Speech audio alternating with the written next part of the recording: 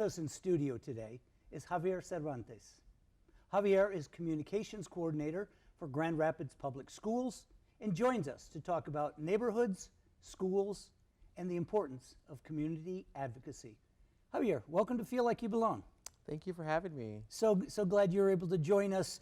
You are becoming a force in the community, and we've been watching you for a while and thought this is a really good time to have you join us. Before we talk about your work and your community involvement, tell us a little bit about your family's background. So you were born in Grand Rapids. Yes, that is correct. Born and raised here in Grand Rapids, Michigan. My parents are both from Mexico. My mom is from San Luis Potosí. My dad is from Zacatecas. And they came here. They actually met here in Grand Rapids. Funny story. So came single, yeah. fell in love. Fell in love, and now they're here. And I have an older sister named Vanessa, my younger brother named Daniel. He's in 8th grade. So yeah, just the three of us, and I'm the middle child. The problem middle child, yeah. So what's it like growing up in Grand Rapids with parents who maybe don't talk like all of the other kids' parents at school? Well, it was a little difficult at first, but after some time being here in the U.S., my parents were able to learn the language. They took classes and were able just to practice it by, taking the class and also having their friends and neighbors who also talk to them in English. So my mom actually, she works in GRPS as well. She's a librarian there, and she's been there for a little over 30 years now. Wow. So she gets to practice her English and her Spanish at Buchanan Elementary School. Shout out to Buchanan. And my dad, he does conversation Spanish and knows the language and is able to talk it fluently. So after being here in the U.S. for the years they've been here, they've been able to practice it very well. Sure. So when the family gets together, all the cousins and brothers and sisters, what's the language of interaction? Spanglish. Always Spanglish. Sometimes, you forget a word in Spanish, so you use an English word, or vice versa. I'm like, they'll get it. We get it. So. And language is a highly adaptable human tool. So it is. It make really it work is. to fit your situation. We make it work. We make it fun. Yeah. So talk about growing up in Grand Rapids Public Schools. Yeah, so I went to GRPS, went to Burton Middle School, and then graduated from Innovation Central High School. Back in my day, it was just Central High School, but now the name is Innovation Central High School.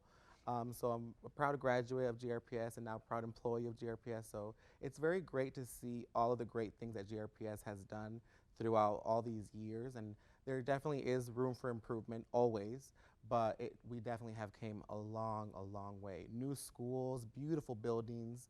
We have some great principals, great educators, and I think that we are definitely on the right path to success. Awesome. And I want to talk more about your job in just a minute here and more about the Grand Rapids Public Schools. But you were, just a year or so ago, were given an award by the Hispanic Chamber of Commerce, so young Hispanic Professional of the Year. That is correct. Why do you think they recognized you? What were you doing? Well, I don't know, to be honest. To be honest, when I first received the nomination, I didn't think I was going to win, to be quite frank. There were many individuals who were nominated against my category, and I said, to myself, it's an honor to be nominated, and I'm thankful for that. But then they said, Javier Cervantes, you won the award. I'm like, whoa, all right, well, thank you. I think the work that I've done in my past years working at Linc and working with the community has definitely helped me and help other people as well with connecting them to resources, to employment opportunities, scholarship opportunities, immigration advocacy, a little bit of everything I've done in the past. And I'm thankful and I'm very blessed, very honored to have received that award. And I can't wait to see who will be the next award recipient. Yeah, I'll see you at the banquet in just another week here coming up on the calendar. Sure. So you mentioned Linc, and I'd like to definitely talk about that. Tell our viewers, what is Linc and what are the good things that they're doing? Yeah, so Linc is doing great work in our communities. Linc is a nonprofit organization. They are very community driven.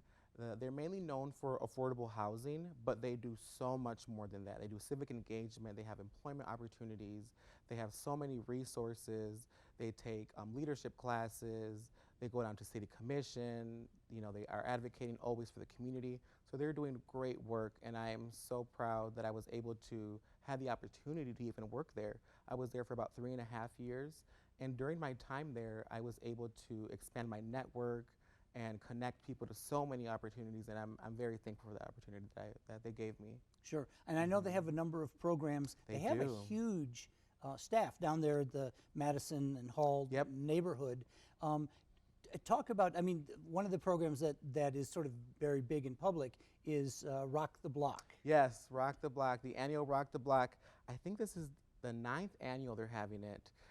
It's a big street festival that they have every single year. They have over 100 vendors, including resource vendors, food vendors, small business vendors. They have live entertainment, a kids zone, a little bit of everything. So it's an all-day event from 11 to 6. So pretty long day, definitely, but it's just a great time to bring community together and just have some fun and celebrate what great things are happening in the community. Sure. So. And I think the key word there is community. Yes. Is what Linc is really about in doing. Talk about some of the other advocacy programs that they do. Yeah, so one thing that I really enjoyed about working at Linc is that they had city commission nights, so those happen twice a month. So in the past, well, they still do actually, they provide free dinner, a free hot meal, and they also provide transportation to the city commission meetings. So, but before that, they eat dinner, they have conversations on what's happening on the agenda that night, Wow. what are some issues that are going on in the community, and kind of have that real conversation before they can head down to the meeting and address the commissioners and the mayor and the city manager. So I think it's a great opportunity that Linc is doing, and I'm glad that they're still able to provide that resource to the community members. So that's one of my favorites personally. What was maybe the biggest thing that you learned while you were there at Linc? One of the biggest things I learned would probably have to be just understanding and having patience. You know, we work with different people in different communities, and they all come from different backgrounds, different experiences. So just knowing and kind of having a better understanding of where they come from and where they're going has definitely helped me, and I've definitely improved on that as well myself.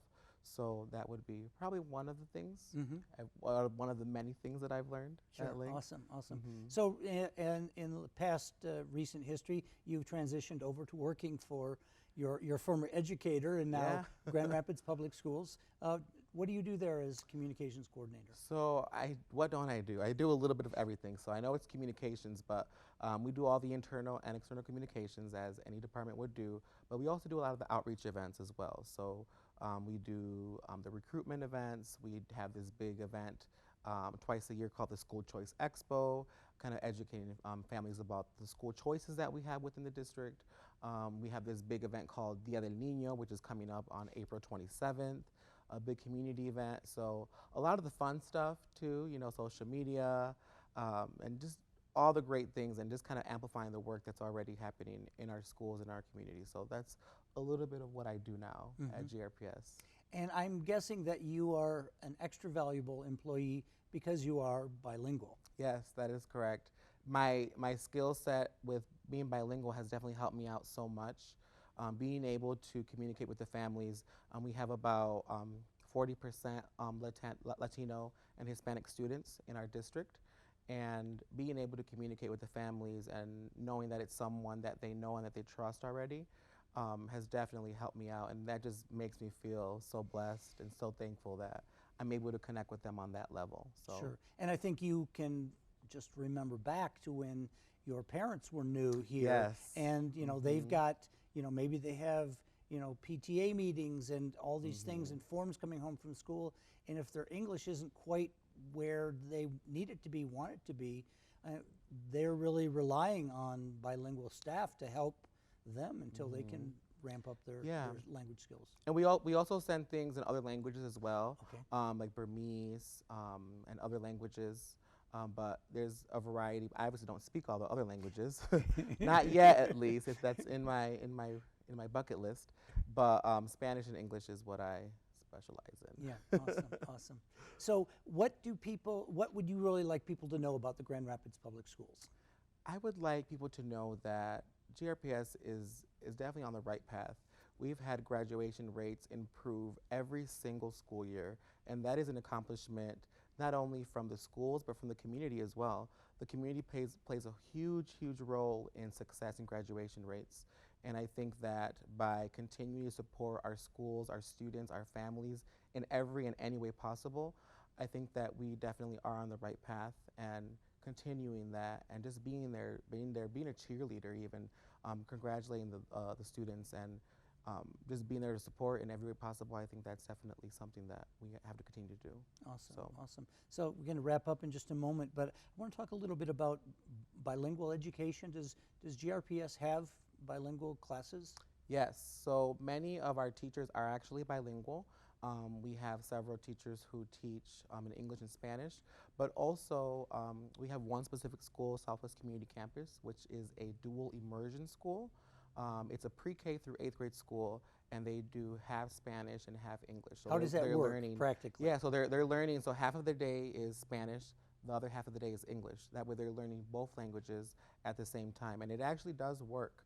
They have a model, they have a curriculum that they follow very well, and it's been so popular, such a great school, that we are actually expanding that building. So we will be expanding to a high school, which will be a 7th through 12th grade school right in the community in Granville neighborhood. So we're very excited to bring that in the fall of 2020. The groundbreaking is pretty soon, so we're just really excited to bring that to the community. Fantastic. Well, I know there are a lot of cool things happening with the schools these days.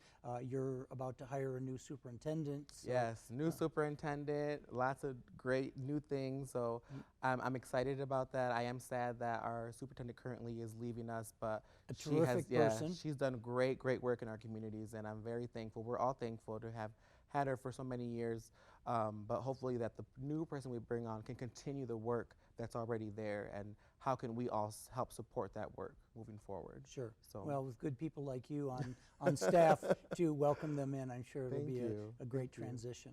I want to thank you for coming by the studio and sharing your story with us and the good work that are happening in our community. So continued success. Thank you so much for having me. You bet. Thank you. Thank you for joining us.